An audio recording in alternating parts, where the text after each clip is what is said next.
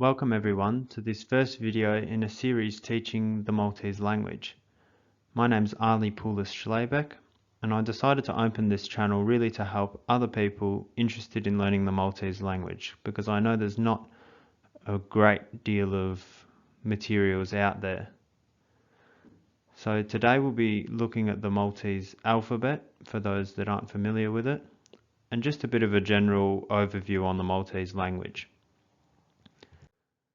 So really to understand Maltese linguistically, it's important to understand Maltese geographically because the geographics around Malta have really influenced the language. So every language belongs to a different language group, and Maltese is a Semitic language, like the Arabic language and the Hebrew language. And so you can see directly south of Malta, here's Tripoli, which is the capital of Libya, and then Tunisia. And so the majority of Maltese words and the grammar, everything comes from the Arab language. However, it doesn't have its own writing system. It follows the same Latin script like English. Then to the north, here is Sicily and here's Italy. And so that's Malta's second biggest influence, is certainly Italian. There's lots of Italian verbs and nouns, as you'll come to see. And then there's even a bit of French thrown in from when Malta was colonized by the French, some words from the Sicilian dialect, and then more recently English. So it really is a language mixed together from other languages. Maltese is also the only Semitic language in the European Union, and there's about 500,000 native speakers, but of course there's lots of other native speakers in countries like here in Australia, Canada, the United States. So here we are at the Maltese alphabet. You'll see that the majority of the letters, litteri, are much like their English counterparts. All these ones highlighted in green are more or less the same. So I'll read out the letter, then an example word, and then I'll give you an English translation. A. Akhbar, the news. B. Bahar, the sea. D. Dar, house. E. Erba, the number 4. F. Fetach, opened. G. Ghost, fun or enjoyment. I. Idain, hands. K. Kelp, dog. L. Lampuki, which is a kind of fish often found in Maltese recipes. M. Mara, woman or wife. N. Nar, fire. O. Which means mother. P. Pala, which means shovel. R. Ras, head. S. Sikina, knife. T. Teum, garlic. V. Void, empty, as in to describe something as being empty. W.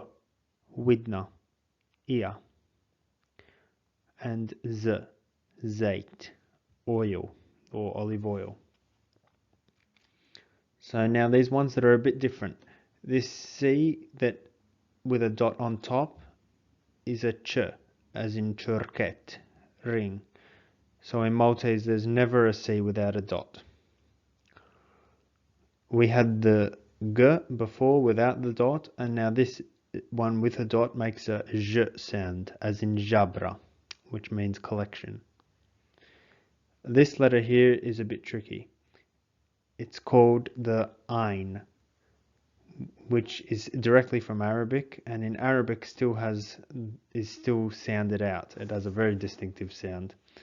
But in Maltese it's become largely silent. For example, asfur, which means bird.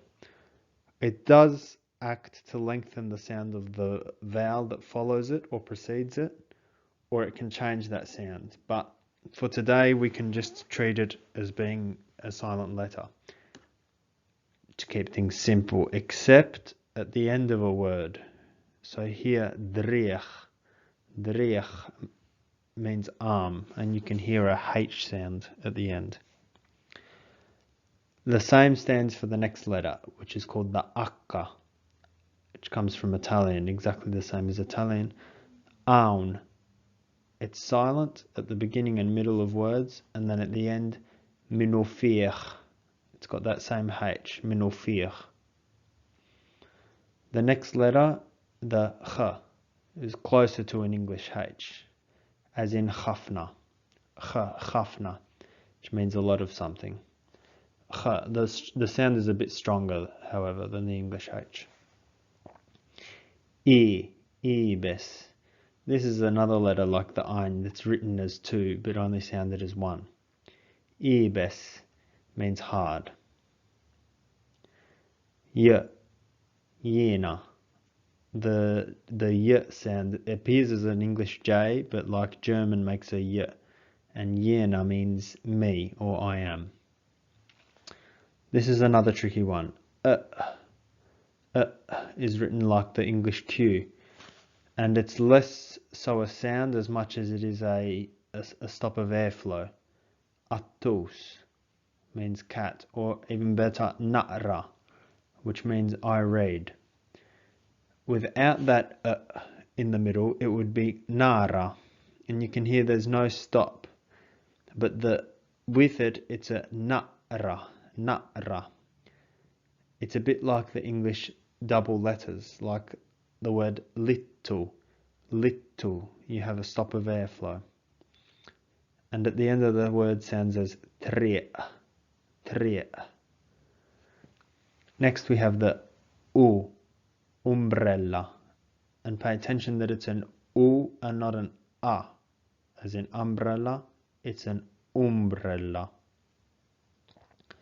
Shemsh. This appears as an X, the English X, but it sounds as a sh, and shemsh means sun. And lastly, alzit. This is more of a TS sound, alzit, as opposed to the previous one with a dot is a z. Zait, alzit. So that's about it for today's lesson for the Maltese alphabet. I really encourage you to have a look at those letters that are a bit different than their English counterparts, because it will be very helpful for the lessons to come if you can at least sound out some words and you're a bit familiar with the script. So thanks for watching today, and I'll see you in the next one.